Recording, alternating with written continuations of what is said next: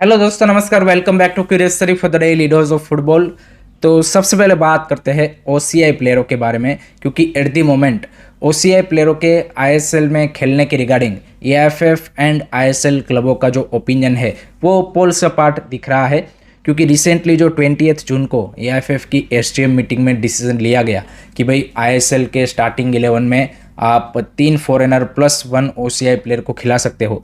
इस डिसीजन के अगेंस्ट में ऑलमोस्ट सारे क्लब्स है, सिवाय मोहन बगान एंड ईस्ट बंगाल, बट वो भी बाकी क्लब्स के साथ ही इवेंचुअली यहाँ पे इस डिसीजन में सपोर्ट करेंगे। जो आईएसएल की मैनेजिंग कमेटी है उसमें क्लबों का भी रिप्रेजेंटेटिव है एंड एएफएफ के ऑफिशियल्स का भी रिप्रेजेंटेटिव है। क्लबों का ये कहना है कि आप ये जो ओसीआई कोटा है उसको अभी से मत लाइए, 27-28 सीजन से लाइए, ताकि थोड़े से क्लब भी फाइनेंशियली फिर से बैक ऑन ट्रैक आ जाए। दूसरा उनका ये भी कंसर्न है कि अभी अगर आप ये ओसीआई कोटा लाते हो तो उससे क्लबों का जो सैलरी बिल, वेज बिल है वो ज़्यादा बढ़ जाएगा, क्योंकि लिमिटेड पूल होने की वजह से OCI player obviously will demand higher salary.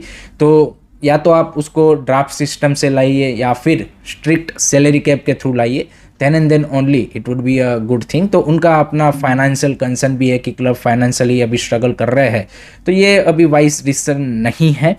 तो ये जेन्युइन यहाँ पे कंसर्न है, इसमें कोई डाउट नहीं है। बट मेन क्वेश्चन ये आता है कि भाई ओसीआई प्लेयरों को आईएसएल में लाना क्यों है, यही मेन क्वेश्चन तो है। तो इसका जो पहला ऑब्जेक्टिव यहाँ पे एएफएफ ने बताया था, या फिर कल्याण चौबे ने यहाँ पे जब भी बात की है इसके रिगार्डिंग, तो ये बोला है कि भाई रेन विलियम्स वाला पाथवे बाकी प्लेयर्स यहाँ पे फॉलो कर सकते हैं। बट अगर स्पोर्ट मिनिस्ट्री स्पोर्ट पासपोर्ट के ऊपर काम कर रही है तो फिर तो ये चीज़ इरिलेवेंट बन जाती है ना। अगर आपका एक बार स्पोर्ट पासपोर्ट आ गया तो फिर तो आपके ओसीआई प्लेयर आईएसएल में खेले ना खेले उससे कोई फ़र्क नहीं पड़ेगा। एंड दूसरा क्वेश्चन ये भी है कि जो अच्छे ओसीआई प्लेयर है कि जो यहाँ पे यू कैन से कि आउटसाइड इंडिया यहाँ पे अच्छी लीगों में खेल रहे हैं या फिर आईएसएल से हायर लेवल की लीगों में खेल रहे हैं, उनको फिर यहाँ पे आके खेलने का कोई सेंस भी नहीं बनता। तो भी ये भी एक जेन्युइन सा क्वेश्चन है। एंड ये अभी जो एएफएफ कर रहा है, दिस ऑल्सो शोज दैट कि उनका जो स्पोर्ट पासपोर्ट या फिर जो स्पोर्ट मिनिस्ट्री ने यहाँ पे उसके रिगार्डिंग काम कर रहा है उसमें एएफएफ का उतना बड़ा कोई रोल नहीं रहा है। बिल्कुल, मतलब आप बोल सकते हैं कि उनका रोल ही नहीं है उसमें। That is the whole thing done by the sport ministry and IOA. And वो ओलंपिक के लिए वो सारी प्रिपरेशन की जा रही है रिगार्डिंग स्पोर्ट पासपोर्ट। तो आई थिंक अगर वो चीज़ आने वाली है तो फिर ये कोटा सिस्टम लाने की ज़रूरत नहीं है। आप यहाँ पे यू कैन से कि ये कर सकते हैं कि भाई अगर किसी भी क्लब को ओसीआई प्लेयर साइन करना है तो उसको एज ए इंडियन प्लेयर आप खिला सकते हो, बट वो मैंडेटरी नहीं है। तो आई थिंक वो करना ज़्यादा बेटर रहेगा अभी, rather than fixing this quota कि भाई एक प्लेयर आपको यहाँ पे ओसीआई खिलाना ही खिलाना है या फिर इस तरीके से, टू बी ऑनेस्ट। तो आई थिंक वो ज़्यादा अभी बेटर रहेगा, बट देखते हैं कि फाइनल डिसीजन क्या बनता है। आपका क्या मानना है, आपके क्या थॉट्स है, कमेंट सेक्शन में ज़रूर बताइए। सेकंड बात भी ओसीआई की रिगार्डिंग ही अपडेट है। तो जैसे ही ये ओसीआई का पूरा आईएसएल में कोटा का न्यूज़ आया उसके बाद फटाक से भाई यहाँ पे मोहन बगान के साथ एक इंडिया के बिग ओसीआई प्लेयर का लिंक सामने निकल के आया है, एंड दैट इज़ यान धंधा। यस, यान धंधा का भाई यहाँ पे अभी र्यूमर आ रहा है कि भाई मोहन बगान उनको टारगेट कर रही है। बट मेरे को तो to be honest at the moment ये ज़्यादा र्यूमर ही दिख रहा है, क्योंकि मोहन बगान के पास जो यान धंधा जिस पोजीशन पे खेलते हैं वहाँ पे प्लेयर है उनके पास। यहाँ पे उन्होंने मिगेल फरेरा को भी अभी साइन किया है, सहल अब्दुल समद भी है, देन यहाँ पे उनके पास आई थिंक रोबिन्यो भी है। तो दे हैव दोज फॉरेनर्स की जो यहाँ पे उस रोल को खेल सकते हैं। तो ये आप अब जनरली देखते ही है कि जैसे ही इस तरह की खबर आती है, और पर्टिकुलरली मोहन बगान एंड ईस्ट बंगाल की रिगार्डिंग जो ट्रांसफ़र र्यूमर्स है वो जब तक डन नहीं हो जाते तब तक उसके ऊपर आई थिंक बिलीव करना वो थोड़ा सा आई वुड से कि चाइल्डिश ही रहता है जनरली। तो आई थिंक ये यान धंधा to Mohun Bagan is more of a rumour, and I think Yan Dhanda भी at the moment may be Scottish league में खेल रहे हैं। So I think he will continue to play there, to be honest. बाकी देखते हैं अगर उनका मूव मोहन बगान में बनता है, that would be a big big thing. आपका क्या मानना है, आपके क्या थॉट्स हैं, कमेंट सेक्शन में ज़रूर बताइए।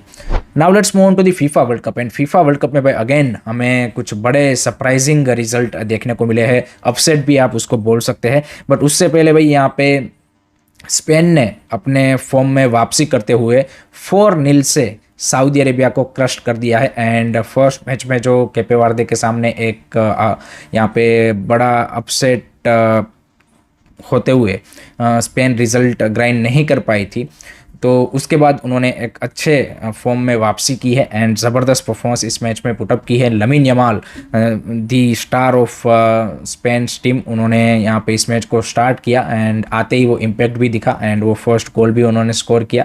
45 मिनट्स उन्होंने खेला but he has been really influential in this first 45 minute and overall Spain looks जो मतलब उनसे यहाँ पे एक्सपेक्ट किया जा रहा था बिफोर द टूर्नामेंट। सामने भाई सऊदी ज़्यादा कुछ कर नहीं पाई। सेकंड हाफ में आई वुड से कि थोड़ा सा उन्होंने defensive wise may be hold up करने की कोशिश की, but overall Spain were the dominated team and it was a crucial victory because इसी ग्रुप में जो दूसरा मैच था उसका भाई ऐसा रिजल्ट आया है कि जिसने भाई नॉकआउट का जो सिनारियो है उसको भाई कंप्लीटली आप बोल सकते हैं कि चेंज कर दिया है, क्योंकि केपे वर्दे ने अगेन दूसरा बड़ा अपसेट कर दिया है and another world cup winning team Uruguay को भाई 2-2 से उन्होंने ड्रॉ पे रोका है। यस, सो केपे वर्दे भाई इस वर्ल्ड कप की अभी तक की भाई सबसे बड़ी सरप्राइज स्टोरी आप बोल सकते हो।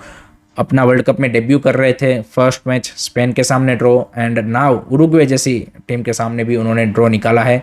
सो that is a incredible result by Cape Verde and they have a very good chance to go into the round of 32 and Uruguay के लिए भाई अब सबसे ज़्यादा डिफिकल्ट सिचुएशन बन चुका है, क्योंकि स्पेन के पास 4 पॉइंट है, केपे वर्दे के पास 2 पॉइंट है, उरुग्वे के पास 2 पॉइंट है एंड सऊदी के पास 1 पॉइंट है। बट उरुग्वे का लास्ट मैच है स्पेन के सामने, सो that is a difficult game for Uruguay. Must win game, not difficult, must win game for them. And इधर भाई यहाँ पे केपे वर्दे को एक्सपेक्ट करना है कि भाई वहाँ पे स्पेन जीत जाए एंड इधर वो लोग सिर्फ यहाँ पे ड्रॉ भी कर लेंगे सऊदी के सामने, that would be good enough to go into the next round. Chances है कि केपे वर्दे भाई सऊदी को बीट भी करते, जिस तरीके से उन्होंने खेला है अभी तक उरुग्वे एंड स्पेन के सामने, they have a good chance to beat even Saudi Arabia. तो ये एक बड़ा हमें यहाँ पे अंडरडॉग स्टोरी डेफिनेटली देखने को मिल सकता है कि केपे वर्दे नॉकआउट में क्वालिफाई कर सकता है। काफ़ी ज़्यादा उनकी यहाँ पे chances and high possibility eight the moment दिख रही है। बाकी देखते हैं कि लास्ट जो ग्रुप स्टेज का मैच है उसमें उनकी किस तरीके की परफॉर्मेंस रहती है। बट उरुग्वे के सामने 2-2 ड्रॉ निकालना है, जिस तरीके से उन्होंने वापसी की सेकंड लेग में, इट इज़ इनक्रेडिबल रिजल्ट। आपको कैसा लगा वो मैच कमेंट सेक्शन में ज़रूर बताइएगा।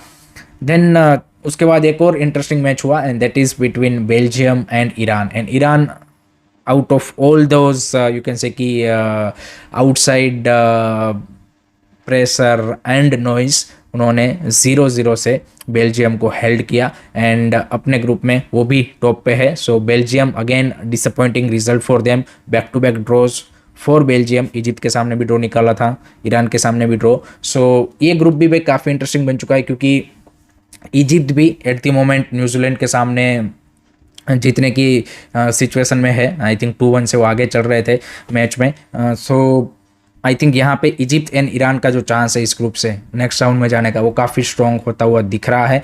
एंड जो आई थिंक लास्ट मैच है वो Egypt versus Iran and Belgium versus New Zealand का होगा। So that will make the situation more interesting in terms of the knockout qualification. तो कुछ ना कुछ आपको भाई ये जो राउंड ऑफ 32 है उसमें बड़े अपसेट ज़रूर दिखेंगे। कुछ जो बड़ी टीमें हैं वो ग्रुप स्टेज से ही बाहर होती हुई दिखेंगी, जस्ट लाइक जैसे तुर्की हुआ वैसे ही यहाँ पे कुछ बड़े नाम भी हमें ग्रुप स्टेज से ही बाहर होते हुए दिखेंगे। बिकॉज जिस तरीके से ये छोटे टीमों ने यहाँ पे लोअर रैंक कंट्रीज ने जिस तरीके से रिजल्ट ग्राइंड किए हैं उससे भाई जो सिचुएशन है वो और ज़्यादा इंटरेस्टिंग बन चुके हैं। आपको क्या लग रहा है, आपकी क्या प्रिडिक्शन है, कमेंट सेक्शन में ज़रूर शेयर कीजिएगा। So that's it from my side guys regarding today's football news. I hope कि आपको वीडियो पसंद आया होगा। Keep supporting this channel, don't forget to like, share and subscribe curious study. जय हिंद, जय भारत।